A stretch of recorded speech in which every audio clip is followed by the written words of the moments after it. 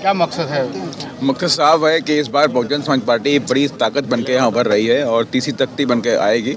और बहुजन समाज पार्टी बिना हमारी मर्जी कोई सरकार नहीं बिहार में बनने देगी।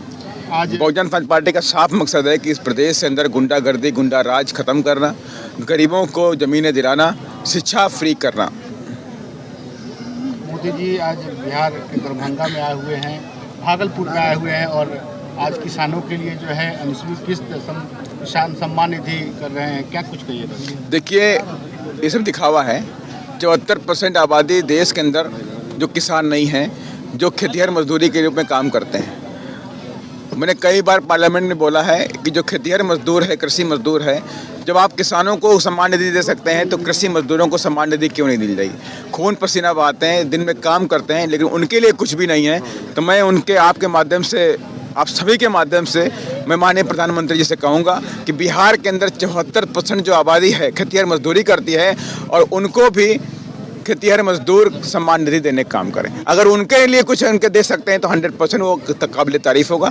या उनको कुछ नहीं देते हैं तो बिहार की जनता उनको आने वाले चुनाव में सबक दिखाएगी। राष्ट्रीय जनता दल के सुप्रीमो कहते हैं कि जो दलित, शोषित, वंचित की आवाज़ जो है हमने उठाया है। आप कह रहे हैं कि मायावती जी के बारे में। देखिए, ये पूरा देश जानता है दलित, शोषित, वंचितों की आवाज़ इस देश में बाबा साहब डॉक्टर अम्बेडकर ने उठाई और अपने संविधान में उनके हक अधिकार लिखने का भी काम किया। उसके बाद बाबा साहब के अधिकारों को पूरे देश में पहुंचाने का काम माननीय कांसी राम साहब ने किया, आदरणीय बहन जी ने किया है। और ये पूरी बात सब लोग जानते हैं, पूरा देश जानता है कि मंडल कमीशन की अगर सिफारिशें देश में लागू हुई तो उसके पीछे बहुजन समाज पार्टी का बहुत बड़ा योगदान है।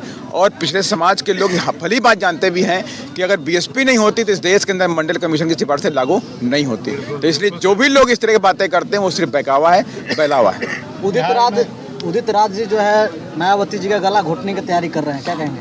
देखिए, उनका मानसिक संतुलन खराब हो गया है। जिसका मानसिक संतुलन खराब हो जाता है उसके लिए बारे में मैं क्या बात करूं।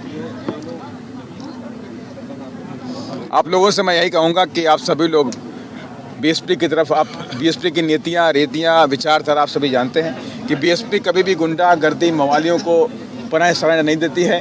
हमेशा लॉ एंड ऑर्डर और बाबा साहब के संविधान, बाबा साहब की विचारधारा पे चलने का काम करती है। महात्मा फूले की विचारधारा पे चलने का काम करती है। छत्रपति साहू जी महाराज की विचारधारा पे चलने का काम करती है। और इसलिए उन सभी की विचारधारा पे चलकर इस देश के अंदर जो दलित, पिछड़ा, आदिवासी, गरीब गुरबा है, जिस सर समाज में भी गरीब लोग हैं, उनके हक अधिकार की लड़ाई लड़ने का काम करती है। 100% अगर बिहार की जनता इस बार बीएसपी को ताकत देती है तो ये सारे प्रैक्टिकल जो उत्तर प्रदेश में हुए हैं, जो काम उत्तर प्रदेश में आदरणीय बहन जी ने करके दिखाए हैं, तो सारे के सारे काम बिहार में बीएसपी करके दिखाने का काम करेगी। विधानसभा चुनाव में कितने सीटों पर लड़ेगी बीएसपी? सभी सीटों पर पूरी ताकत के साथ में बिहार में लड़ने का काम करेगी। अकेले लड़ेगी या गठबंधन? बिल्कुल अकेले लड़ेगी। सभी सीटों माने कि अकेले लड़ेगी।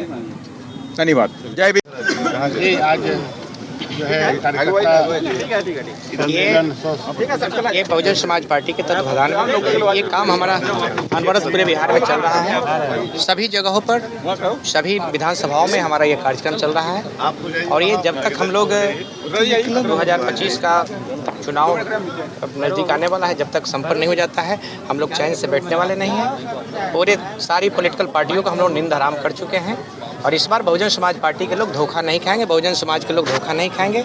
झांसे में 2024 में पड़ गए, झांसे में उसके पहले पड़ गए हैं, अब कोई झांसा में नहीं आएगा। अब एक ही नारा है इस देश में, नेता बहन कुमारी मायावती जी और पार्टी बहुजन समाज पार्टी, नीला झंडा हाथी निशान।